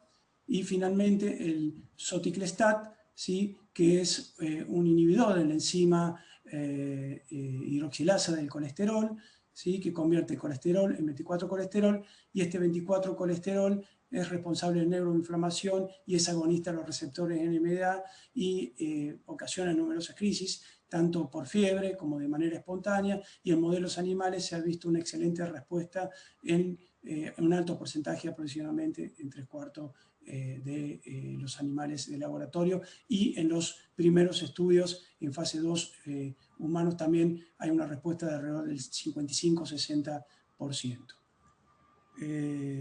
Bueno, mi idea, perdón porque me excedí en el tiempo, pero mi idea era transmitirles cómo fue evolucionando el concepto de encefalopatía epiléptica hasta llegar a los conceptos de encefalopatía del desarrollo, encefalopatía epiléptica del desarrollo, darle 3 ejemplos de esta para ver cómo se pueden presentar. Primero, predominando el efecto epiléptico sobre el efecto del desarrollo, en alguna como la de Francisco, la dinamina 1, predominando el efecto del desarrollo inicialmente y luego el efecto de la encefalopatía epiléptica en sí, y en tercera instancia un Dravet típico que hizo primero la encefalopatía epiléptica y luego la encefalopatía del desarrollo propiamente dicha. Así que simplemente agradecer, pedir nuevamente disculpas porque me excedí en el tiempo, y felicitar a la Comisión del ACE por todo el trabajo realizado este año que se ve ejemplificado en esta foto. Muchas gracias, Marcos. Gabriela. Gracias, Marcos, por la presentación. Gracias, Betty. Bueno, vamos a pasar a la segunda parte de este webinar, que es dentro de las encefalopatías epilépticas en las distintas etapas de la vida. Ahora vamos a hablar de la parte adulta. Esta parte de la charla va a estar a cargo de Brenda Giagante. Ella es médica de planta del Hospital Rossi de La Plata, también trabaja en la Fundación Burri, también en la Ciudad de La Plata, y también es médica de planta del Servicio de Neurociencias Epilepsia del Hospital del Cruce, Florencio Varela, y también es integrante de ENIS. Probablemente nos queden algunos minutitos para hacer preguntas al finalizar la charla, así que lo pueden ir haciendo en el icono de preguntas, y ya le doy paso a Brenda. Bueno, muchísimas gracias a la comisión directiva por la invitación, a ABOT por el apoyo en los webinars y a todo el soporte técnico. Bueno, en el mientras tanto corté un poquito la charla porque en honor al tiempo, y creo que fue excelentísima la presentación de Marcos, así que, bueno, vamos a ver ahora un poco cómo nosotros, los médicos de adultos, los neurólogos de adultos, recibimos a los pacientes con encefalopatías, ¿no? Y este mismo gráfico que había presentado hoy Marcos, que la verdad es muy interesante porque nos da un panorama de las encefalopatías epilépticas y cuáles pueden llegar a la adultez. Y nuestra pregunta es, ¿qué pasa? ¿Cómo evolucionan estas encefalopatías cuando llegan a la adultez? ¿Qué es lo que nosotros podemos hacer ahí? Y por otro lado, ¿hay encefalopatías epilépticas que pueden debutar en la edad adulta? Entonces voy a hacer hincapié solo en algunas encefalopatías que recibimos nosotros en esta transición, y que esta transición la verdad que es bastante difícil. Por un lado, para nosotros los neurólogos de adultos es un gran desafío recibir estos pacientes, y por otro, para los pacientes es un momento muy difícil para el paciente y para la familia, porque la etapa de escolaridad acá en general se termina, porque la estructura de una atención multidisciplinaria no es tan fácil de tener en la atención de adultos, y porque los recursos son mucho menores para la atención de adultos que para la atención de la infancia. Pero bueno, por otro lado, es un momento en el cual nosotros como adultos podemos replantearnos algunas cuestiones, por más que los neurólogos infantiles en general ya han hecho la mayoría de las cosas. Y entonces, algo que nosotros podemos hacer es reevaluar las etiologías con una resonancia para poder detectar decisiones terapéuticas, por ejemplo, en una esclerosis tuberosa, ¿no? Que uno puede plantear una opción de tratamiento diferente en la edad adulta, como puede ser una cirugía. Revisar los electros previos para tener idea de la historia y realizar un nuevo EG bajo sueño para ver la evolución de ese paciente en el momento de la adolescencia o adultez, reevaluar su historia farmacológica para ver si recibió todos los tratamientos adecuados e indicados, racionalizar la politerapia, porque muchas veces nos pasa que en estas cuestiones de pacientes tan refractarios uno un poco se cristaliza en los tratamientos y da miedo tocar por producir una peoría, entonces repensar esa politerapia si es necesaria, y considerar terapias no farmacológicas, como pueden ser el estimulador vagal, la dieta cetogénica, la cirugía, y las necesidades multidisciplinarias que van a ir cambiando a lo largo de la vida, y acá vamos a tener que incluir psiquiatras, acompañantes terapéuticos, una serie de cuestiones que en la edad pediátrica tal vez está más resuelto por la familia y por ese equipo de atención pediátrico. Y en la adultez, ¿qué ha estado pasando? Y que bien lo mencionó Marcos en su excelente presentación. Digamos, con el avance científico que había habido desde todo punto de vista, y sobre todo de la genética y de los avances en los tratamientos y de los cuidados de todos estos pacientes, muchas generaciones de pacientes con encefalopatías llegan ahora a la adultez.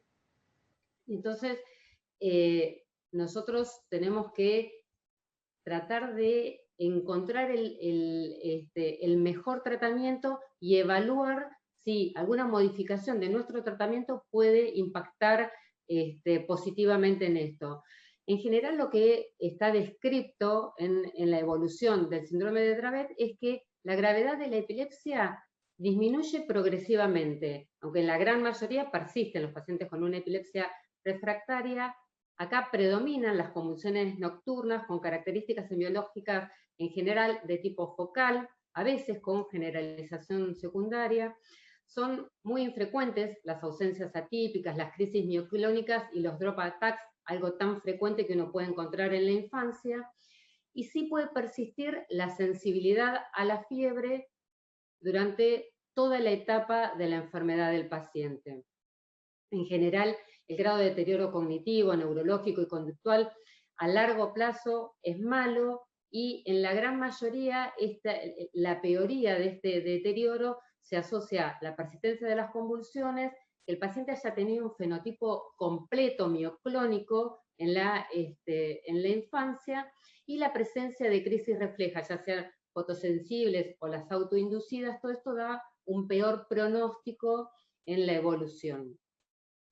Lo que nosotros podemos ver como neurólogos de adultos es que tardíamente se puede agregar disfagia, y esto es un problema serio en estos pacientes porque genera aspiraciones, microaspiraciones a repetición, con infecciones, cuadros febriles que empeoran la epilepsia y que incluso son causa de estatus no convulsivo.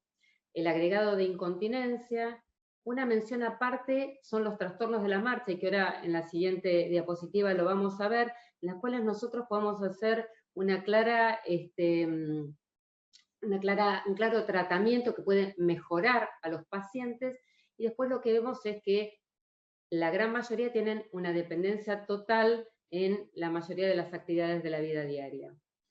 Con respecto al electroencefalograma, hay ciertos cambios que uno puede ver en la edad adulta con respecto a la edad infantil. Es que en los electros ictales hay un predominio de crisis focales, en general a predominio frontocentral, y en el interictal hay ciertos cambios también. Las descargas son más bien focales o multifocales, con un ritmo de base con ondas lentas, y es mucho menos frecuente esta tendencia a la generalización que se ve en estadios pediátricos.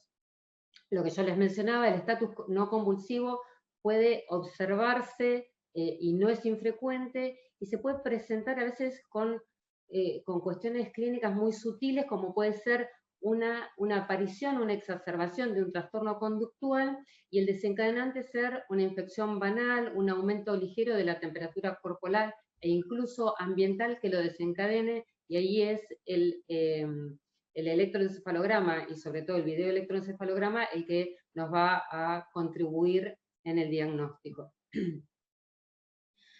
Con respecto al tratamiento, esto es el mismo esquema que mostró Marcos en su presentación. Estos son los esquemas de tratamiento propuestos para la infancia, y que desde la adultez se toma este mismo tipo de tratamiento. Con primera línea, el uso de ácido valproico, por lo cual nuestra función acá es revisar si ese tratamiento fue utilizado en el arsenal terapéutico, la utilidad de clobazam también, y sobre todo si hay persistencia de crisis de tipo drop attacks. Y después, como segunda línea, el topiramato, la dieta cetogénica, el CBD, ¿sí?, con una dosis que, digamos, todavía no está totalmente definida en Dravet de adultos, pero bueno, se sigue proponiendo los 10 a 20 miligramos kilo día, con mayores efectos adversos a mayor dosis, sobre todo sedación, diarrea, y a veces aumento de enzimas hepáticas, sobre todo cuando está asociado al valproico, cosa que hay que prestar atención, y el aumento de la irritabilidad en asociación con el clobazam. Después hay otros tratamientos que no están tan definidos en el adulto, como el estiripentol, que en la pediatría sí está muy probado.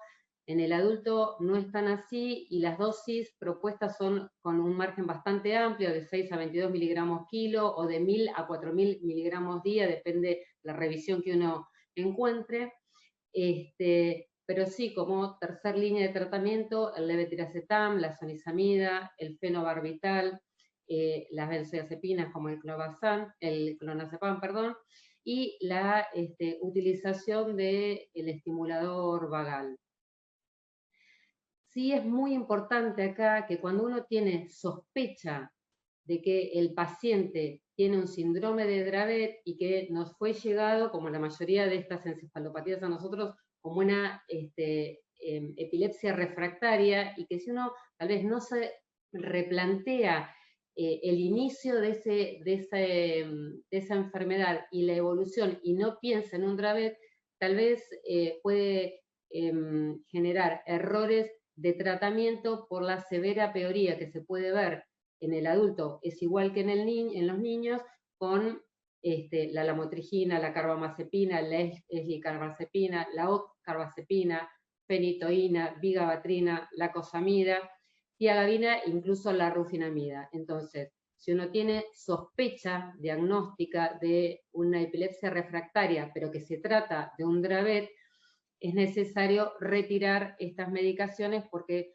pueden empeorar claramente el cuadro clínico del paciente. Y cuando uno retira estas medicaciones y tal vez hace un tratamiento más adecuado, se puede ver no solo una mejoría en lo que es la frecuencia de crisis, sino también está descrita una mejoría cognitiva, por lo cual nuestra acción acá es muy importante. Y el otro punto donde nosotros como neurólogos de adultos podemos actuar es en las alteraciones de la marcha, que eso es algo que se ve en general con la progresión de la enfermedad de Dravet, y que es una marcha similar a la marcha parkinsoniana, en la cual hay una tendencia a la flexión anterior de tronco, una marcha agachada, posturas distónicas, esto, digamos, el síndrome de la Torre de Pisa, pasos pequeños, giros en bloque, el anterocolis, y todas estas manifestaciones de tipo parkinsoniana pueden mejorar con levodopa. La dosis descripta es de 300 miligramos día, y yo, bueno, cuando estaba preparando esta charla, lo consulté también con amigos con especialistas en movimientos anormales, y ellos me decían que el tratamiento en general, ellos cuando reciben este tipo de parkinsonismo, lo hacen de manera muy similar, con carbidopa, levodopa, en dosis repartidas, en 3 o 4 tomas al día, cómo se hace en la enfermedad de Parkinson. Y acá entonces es muy importante también el trabajo en conjunto con los especialistas en movimientos anormales, que la verdad que nos pueden ayudar muchísimo en el tratamiento de este trastorno de la marcha, que muchas veces lleva a los pacientes a terminar en una silla de ruedas, y que pueden mejorar con una intervención terapéutica. También está descrito que algunos trastornos de la marcha pueden ser secundarios a una neuropatía motora, y que está descrita, demostrada con el electromiograma, y que tienen el mismo origen, que es la disfunción de los canales de sodio, y esto también puede empeorar con medicaciones como la carbamazepina, por lo cual también hay que estar atentos a esto. Con respecto a la evolución del síndrome de Lennox-Gastaut en la edad adulta, hay revisiones y opiniones de expertos de la Liga que la verdad que son muy interesantes, y lo que nos muestran es que por ahí uno está un poquito más habituado a recibir pacientes con Lennox-Gastaut, es que a largo plazo en su evolución persisten con epilepsias refractarias, con convulsiones intratables, con esa discapacidad intelectual, con problemas de conducta asociados y encima se agregan comorbilidades físicas. Sigue teniendo una elevada mortalidad y en general esta mortalidad se da por accidentes durante las crisis, por complicaciones de estatus, por estas microaspiraciones que a veces también tienen. En relación al tipo de crisis, las convulsiones tónicas y las tónico-clónicas son las más frecuentes, también pueden presentar crisis focales, y lo que uno está más habituado a ver en la infancia y lo clásicamente descrito por Gastaut no es tan frecuente en los adultos. Los drop attacks, las ausencias atípicas, las crisis mioclónicas disminuyen e incluso pueden desaparecer. Y el problema acá es que las crisis más refractarias al tratamiento son las crisis tónicas, por lo cual es el desafío nuestro. Con respecto al electroencefalograma, las descargas interictales en general uno ve más frecuentemente descargas focales o multifocales y que van reemplazando al típico patrón de espiga onda lenta, difuso, que uno tiene en mente cuando piensa en un Lennox-Gastaut y que es parte de esa tríada descripta en el síndrome. Incluso hasta un 12% de los pacientes pueden normalizar, digámoslo, sin que sea un electro de base normal, pueden llegar a normalizar o presentar una gran mejoría en el electro de base. Sí es importante que durante el sueño se pueden evidenciar paroxismos de actividad rápida difusa, y que si uno en ese momento está observando al paciente o tiene un registro de video electroencefalograma, puede verse que muchas veces este tipo de descargas de actividad rápida difusa asociarse a crisis de tipo tónica. En la evolución, con el tiempo, los pacientes pueden agregar trastornos de tipo conductual y de ansiedad que necesitan un tratamiento asociado al tratamiento anticonvulsivante. Y acá, por ejemplo, vemos en estas dos primeras imágenes, son de un mismo paciente a los 13 y a los 25 años, en los cuales uno puede ver cómo desde una actividad bastante más difusa, aunque es por ahí en este caso un poco más localizada en un hemisferio con respecto al otro, descargas bastante más difusas, en la evolución este mismo paciente presenta descargas muy focales, muy localizadas en un área cerebral.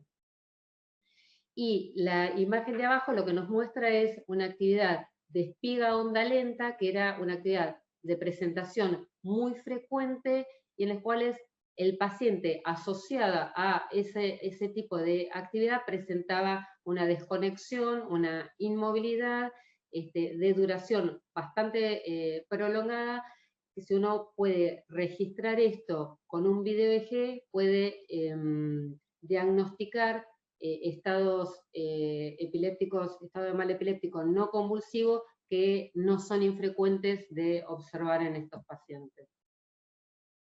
Esto es otro electroencefalograma en el caso de pacientes adultos, el primer caso de una paciente de 21 años con una crisis tónica registrada durante el sueño, en el cual se ve esta actividad de descargas, una actividad rápida, de gran amplitud, seguida posteriormente en la evolución con la típica espiga onda lenta que uno puede ver en los síndromes de Lennox-Gastaut. Y en este caso es un registro de sueño también, una actividad rápida de gran amplitud, seguida de una atenuación difusa de la actividad eléctrica, coincidente con una crisis tónica durante el sueño. Y este es un resumen del algoritmo diagnóstico y de tratamiento propuesto por el comité de expertos de la ILAE, en los cuales hacen algunos cambios en los criterios diagnósticos clásicos del síndrome de Lennox-Gastaut, y ellos lo que definen es que uno lo tiene que pensar cuando que es un síndrome de Lennox-Gastaut, cuando hay múltiples tipos de crisis, tipo drop attacks, que tienen que ver con crisis tónicas, atónicas o mioclónicas, crisis de ausencias atípicas, crisis mioclónicas, crisis focales, crisis tónico-clónicas, con un electroencefalograma con una actividad de espiga honda en la vigilia y ritmos rápidos durante el sueño, con un ritmo de base lento, estas descargas que yo les decía que pueden ser focales o multifocales. La edad de inicio ellos lo ponen entre los 3 y los 5 años, típicamente antes de los 8 años, y que en general uno tiene que tratar de buscar trastornos neurológicos asociados que nos puedan definir una etiología como un síndrome neurocutáneo. En relación a, al tratamiento, no varía mucho con lo propuesto en la edad pediátrica. El valproico sigue siendo una de las medicaciones de elección, el clobazam para las crisis tipo drop attacks, la lamotrigina, la rufinamida, el topiramato y el CBD. Como una segunda línea de tratamiento, el levetiracetam, el perampanel, la zonisamida. Y nuevamente acá es muy importante pensar que algunas medicaciones pueden empeorar ciertos tipos de crisis. Y acá otra vez tener en cuenta la carbamazepina, la esticarbazepina, la carbazepina, la gabapentin, la pregabalina y la vigabatrina, que pueden empeorar algunos tipos de crisis en el síndrome de Lennox-Gastaut. Y no olvidarnos de los tratamientos no farmacológicos como la dieta cetogénica, que no es algo que uno como neurólogo de adulto lo tenga tan incorporado, pero están las dietas modificadas de Atkins, que tal vez son mejor toleradas en los pacientes adultos y más fácilmente de implementar. El estimulador vagal es una opción muy interesante. Nosotros tenemos una serie de pacientes implantados con estimulador vagal, tenemos 59 pacientes, y lo que vimos en este grupo de pacientes que tienen una clara mejoría con el estimulador vagal, y no solo tiene que ver con una mejoría clínica, sino con una mejoría también a largo plazo de la conexión, por lo cual es un tratamiento a tener en cuenta dentro de lo no farmacológico. Después la callosotomía también es una opción de tratamiento, sobre todo para las crisis de tipo drop attacks, y está descrito también la estimulación cerebral profunda. Y después, bueno, uno tiene que tener en cuenta todo el resto de los servicios comunitarios y psicosociales que tiene que tener el paciente.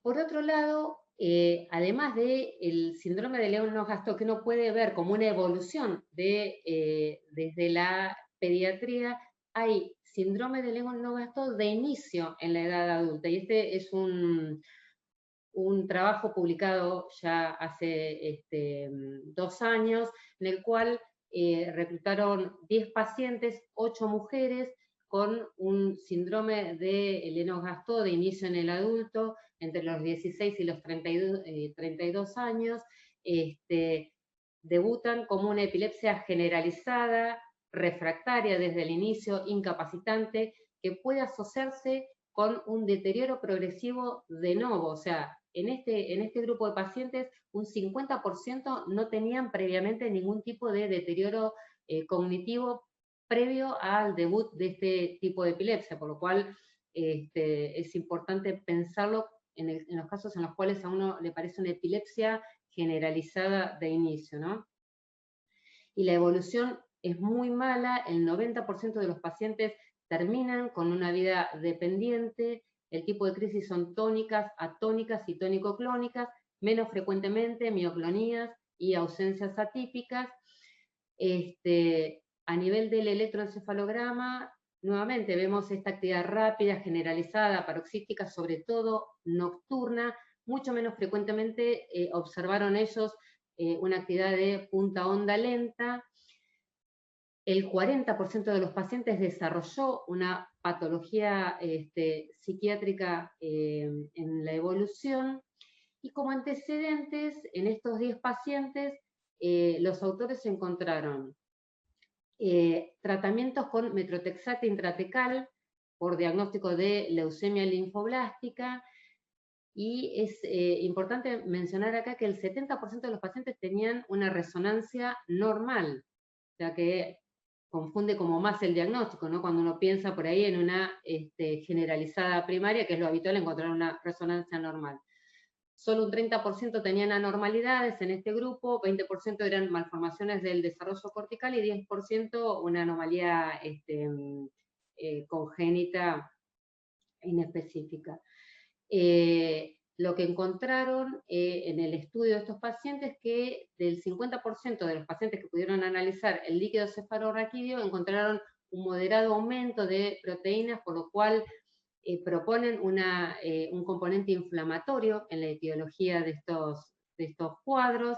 Hicieron test genéticos y de autoanticuerpos que fueron negativos, y los tratamientos fueron en politerapia, nuevamente con los mismos que están descritos para la edad pediátrica: valproico, clobazam, rufinamida, pero que la verdad no es tan eficaz como por ahí lo descrito para las crisis atónicas.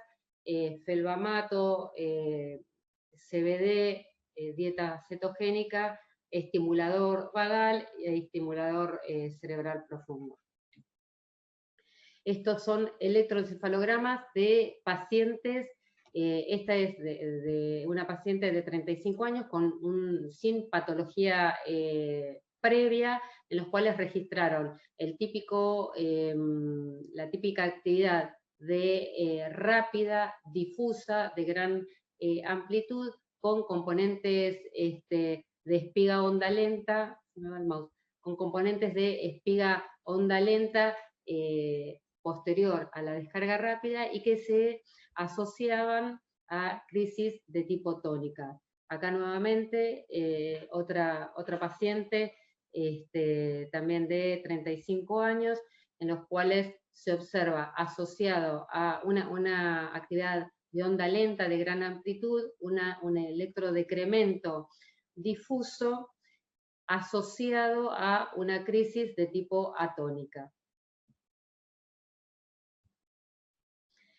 Ya pasamos al complejo esclerosis tuberosa, que es de esas encefalopatías que empiezan en la edad pediátrica y que nosotros recibimos en general ya con una epilepsia refractaria, y que a lo largo de su evolución van agregando algunas otras comorbilidades de las cuales uno tiene que estar muy alerta.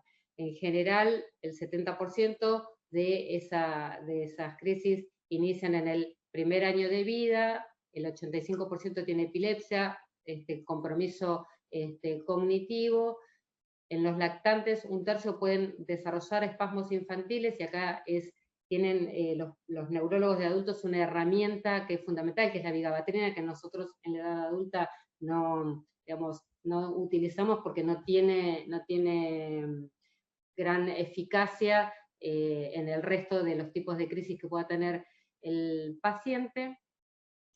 A veces puede verse una cierta mejoría de la refractariedad, e incluso se puede llegar a reducir los fármacos anticonvulsivantes, pero no es lo habitual, y es muy rara la aparición de la epilepsia durante la adolescencia o la adultez.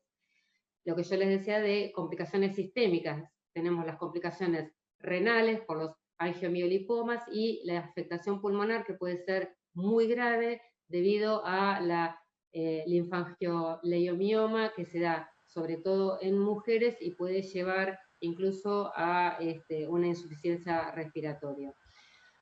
Después están otras manifestaciones que se pueden exacerbar en la adolescencia y en la adultez, que no son de compromiso de vida, pero que sí estéticamente son muy molestos, como los angiofibromas faciales, los fibromas periúngicos, que pueden empeorar en la edad adulta. ¿Y qué es lo importante para nosotros como neurólogos de adultos de replantearnos en un paciente con esclerosis tuberosa?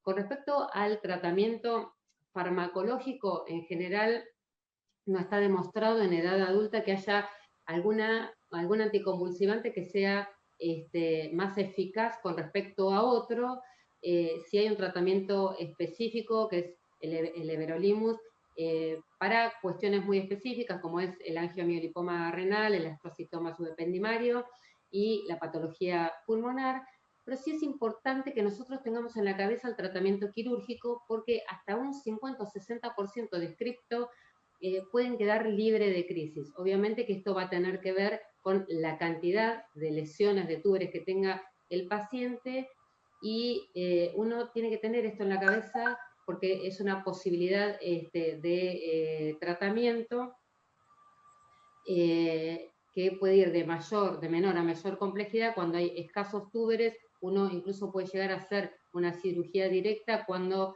hay una clara correlación electroclínica y de resonancia con los túberes, y si la presencia de túberes son mucho en mayor cantidad y bilaterales, uno puede incluso avanzar en estudios invasivos, en una monitorización invasiva para tratar de definir cuáles túberes son los que generan la epilepsia, cuáles están involucrados en la zona epileptógena y avanzar en una cirugía. Este es un trabajo en los cuales hicieron una revisión del tratamiento quirúrgico de pacientes con esclerosis tuberosa, y en los cuales, por ejemplo, en este caso implantaron en forma bilateral con 9 electrodos intracerebrales y llegaron a determinar en la región frontal izquierda que eran 2 túberes contiguos los que estaban involucrados en la zona epileptógena. Lo pudieron determinar a través de una estereoencefalografía y con una exitosa cirugía y con una evolución, creo que era de 2 años de seguimiento, o 3 años de seguimiento en este caso, con excelente pronóstico postquirúrgico, por lo cual uno siempre tiene cierto temor en avanzar en un tratamiento quirúrgico en estos pacientes, pero uno puede cambiarle el pronóstico y la calidad de vida a ellos. Con respecto a las epilepsias mitocondriales, solo para mencionarlas nada más, para mencionar una cuestión con respecto al tratamiento. Bueno, la epilepsia es una de las manifestaciones neurológicas más frecuentes que puede iniciarse en cualquier edad. Pueden tener los pacientes un desarrollo previo normal, como se puede ver en el MELAS, en general asociados a otro tipo de manifestaciones neurológicas, y va a depender del gen afectado, y esto puede tener ataxia, miopatía, neuropatía, oftalmoplejía, disartria, una demencia tardía, dependiendo la enfermedad mitocondrial de la que se trate. Pueden presentarse desde epilepsias focales, como uno puede ver en el MELAS y en las mutaciones del gen POLQ. Sobre todo son epilepsias que se ven más del cuadrante posterior, son epilepsias de tipo de inicio en el lóbulo occipital, mientras que en el MERS la presentación más frecuente es de mioclonías, que lo importante acá es que son fotosensibles y de acción, y constituye una de las epilepsias mioclónicas progresivas, y además presentar crisis tónico-clónicas generalizadas.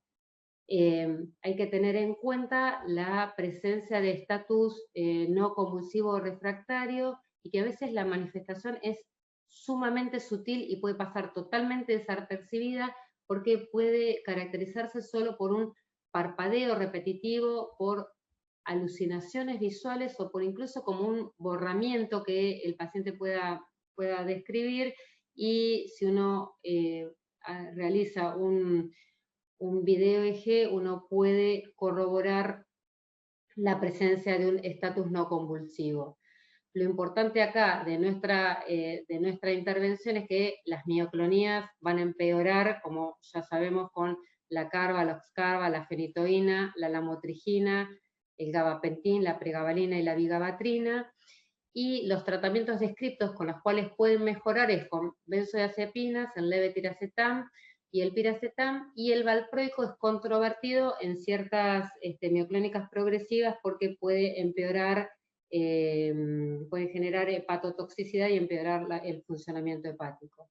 En relación al tratamiento de las crisis focales y generalizadas, también se sugiere aquellos fármacos que no utilicen el metabolismo hepático para no complicar ese déficit metabólico, y nuevamente el ácido valproico se debe evitar por la hepatotoxicidad. Y hoy les mencionaba, dentro de estas mitocondriales hay algunas que que integran parte de las mioclónicas progresivas. El Dravet, algunos autores los incluyen dentro de las mioclónicas progresivas, y el MERF es un grupo de epilepsias neurodegenerativas o de enfermedades neurodegenerativas que tienen una gran heterogeneidad desde el punto de vista clínico y genético. Acá en un cuadro están diferentes genes involucrados en este tipo de enfermedades. Se caracterizan por mioclonías que pueden ser espontáneas, pero que es muy importante que son reflejas también a la acción, y eso nos tiene que dar una bandera roja asociada a un deterioro neurológico progresivo, que puede incluir demencia, ataxia, miopatía, neuropatía, dependiendo la enfermedad y el gen implicado. Pueden presentarse a lo largo de toda la vida, pueden además tener crisis de ausencias atípicas, tónicas y tónico-clónicas, y para nosotros, como neurólogos de adultos, ¿qué es lo complicado de esto? Que en etapas iniciales pueden presentarse como una epilepsia genética generalizada, de las más comunes, como una epilepsia mioclónica juvenil o como una ausencia juvenil, o en la infancia como una mioclónica de la infancia. Y en ese momento, en el inicio, pueden tener un electro con un ritmo de base normal, con la misma tipo de actividad que uno encuentra en las generalizadas idiopáticas, llamémosle así, pero que en la evolución van agregando deterioro cognitivo, otro tipo de manifestaciones neurológicas, una clara refractariedad al tratamiento, y en los electroencefalogramas progresivos van a ir enlenteciendo, desorganizando el ritmo de base, y todo esto nos tiene que hacer sospechar esta patología. ¿Qué es lo importante nuevamente? Que hay drogas que pueden empeorar claramente la epilepsia y la enfermedad de base, como es la fenitoína, la carba, la oxcarba, la lamotrigina, y la tiagabina, el vigabatrin, la gabapentina y la pregabalina.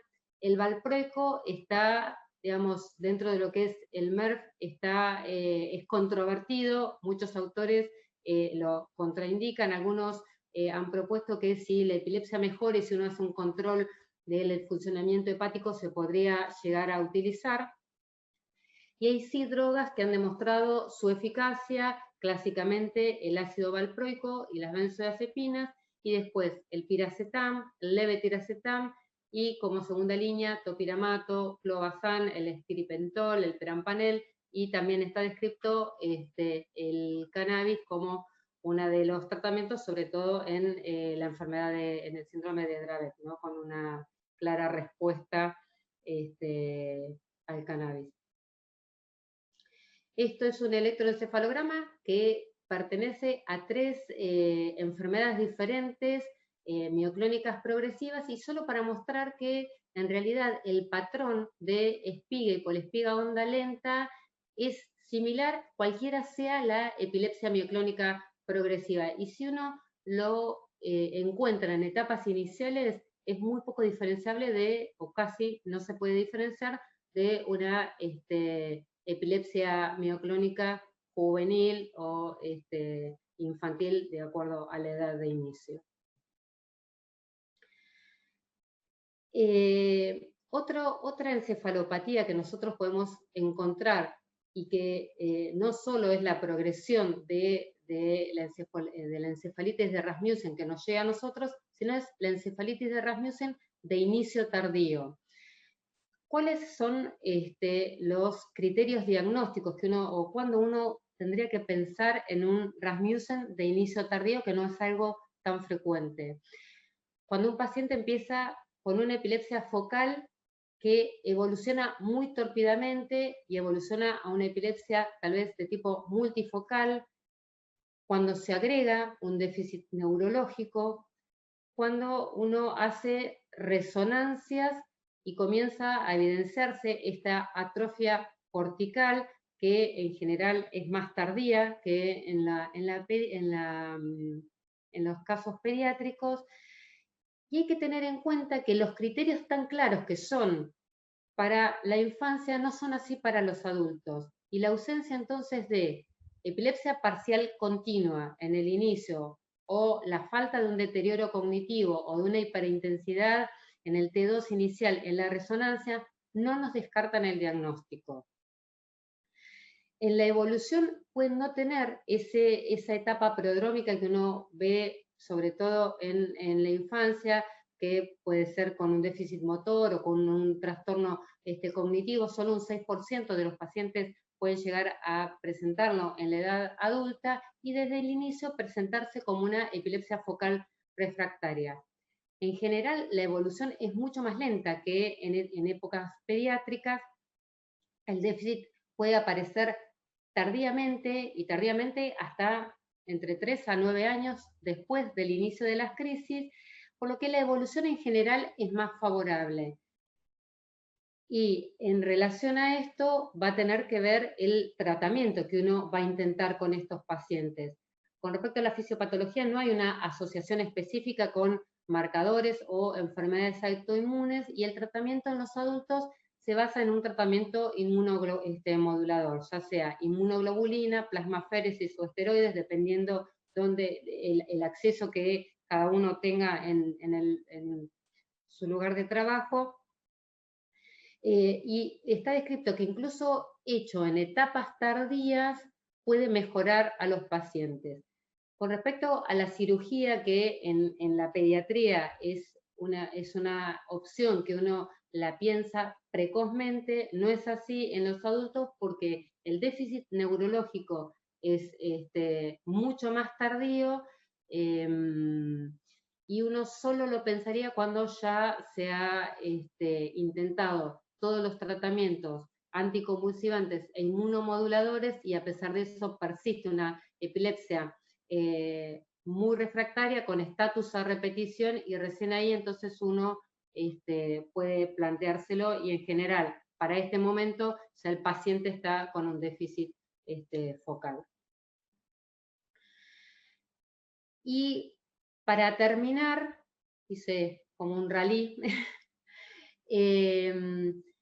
hay una tendencia ahora a pensar a las encefalopatías epilépticas como desórdenes degenerativos. Uno diría, pero ¿cómo asociar una encefalopatía epiléptica a una enfermedad neurodegenerativa? Cuando uno puede ver que tienen cosas como muy opuestas, porque en las encefalopatías epilépticas la alteración de la cognición, como hoy explicaba Marcos, tiene que ver con la presencia de una actividad epileptiforme excesiva y que es potencialmente reversible, mientras que en las neurodegenerativas hay una pérdida irreversible de la función cognitiva a través de procesos degenerativos, y porque por otro lado se dan en etapas opuestas de la vida. Las encefalopatías epilépticas predominan en la primera infancia, mientras que los trastornos neurodegenerativos predominan en la edad adulta. Pero con el correr de las investigaciones se ha observado que genes subyacentes y mecanismos subyacentes a ambos tipos de procesos se superponen, se comparten. Y que por otro lado hay estudios en cohortes de pacientes pediátricos con epilepsia seguidos durante muy largo tiempo, entre 45 a 50 años, y que evidencian que estos chicos, que en muchos casos quedaron libres de crisis, en la edad adulta tienen mayor riesgo de accidentes cerebrovasculares y de desarrollo de demencia. También se observó mayor tendencia a enfermedades de tipo psiquiátricas. Por otro lado, los mecanismos implicados en estas encefalopatías epilépticas y trastornos del desarrollo no están totalmente claros y uno puede asumirlos como un mismo proceso que en las enfermedades neurodegenerativas. En este caso, los autores mostraron como ejemplo de esta asociación de desórdenes con bases genéticas compartidas, familias en las cuales, por ejemplo, había una mutación de la progranulina, en los cuales los padres desarrollaban tardíamente una demencia de tipo frontotemporal y los hijos tenían como antecedente una enfermedad, una lipofuscinoide. Por otro lado, familias, por ejemplo, con encefalopatías epilépticas en la infancia y adultos con paraplegia espástica familiar. Y esto, bueno, estaba descrito en la mutación del GAP4S1. Estos ejemplos sugieren que, en algunos casos, la aparición tardía frente a la temprana o sea, el fenotipo de expresión de estos genes, tal vez sería como una cuestión de dosis de genes y en este caso nosotros como epileptólogos tenemos que aprender mucho, ¿no?, de lo que está relacionado con los trastornos neurodegenerativos que tienen un origen genético. Es posible, en un futuro no tan lejano, podamos establecer conexiones más claras entre las enfermedades neurodegenerativas y las encefalopatías de inicio temprano, y que los estudios genéticos y básicos nos puedan conducir no solo a una posible fusión de estas categorías de trastornos, sino también a estrategias terapéuticas que estén dirigidas a los mecanismos que están desbalanceados o desregulados en estas condiciones. Bueno, y esto es un homenaje a todo el personal de salud presente en esta terrible pandemia que estamos todos inmersos. Bueno, muchas gracias a todos y espero haber podido acortar la charla y que no estén tan cansados. Gracias. Gracias, Brenda. Excelente la charla. Bueno, creo que tuvimos un webinar de lujo como cierre del año, porque las dos charlas estuvieron súper interesantes y creo que nos quedaríamos a escuchar mucho más. Felicitarlos a ambos expositores por las conferencias. Gracias a LACE, obviamente, por habernos invitado a participar del webinar, al Laboratorio Abbott y obviamente a todo el soporte que tenemos detrás de todo esto, que nos súper contienen y nos apoyan para que todo salga bien. Y a todos los que se quedaron hasta esta hora escuchando el webinar, así que muy contentos y muy agradecidos para todos. Y bueno, creo que vamos a dar el cierre a este webinar y desearles, bueno, muchas felicidades y esperemos que tengamos un 2021 un poco mejor que o al menos ya saliendo de esta pandemia que nos hizo adaptarnos a esta forma virtual. Así que bueno, les agradezco a todos. No sé si Marcos, Brenda, Betty, ¿quieren decir algo? Excelente las presentaciones, así que les dejamos, nosotros sigan las palabras, ustedes. Muchas gracias a todos, un mejor fin de año para todos, que tengamos un 2021 mejor. Gracias a LACE, la verdad que una comisión directiva de lujo, con un gran trabajo por parte de todos, una excelente participación. Así que, bueno, nada más. Marcos, te doy el cierre. No, nada más que agradecer también, formo parte de ese agradecimiento hacia el ACE, y bueno, pedir un poco de disculpas porque la idea era hacer la charla un poquito más corta para que hubiera lugar a preguntas, pero bueno, el tema era extenso y nada más que eso. Bueno, muchas gracias a todos, muchas buenas gracias. noches y nos veremos el año que viene con los próximos webinars. Felicidades. Gracias.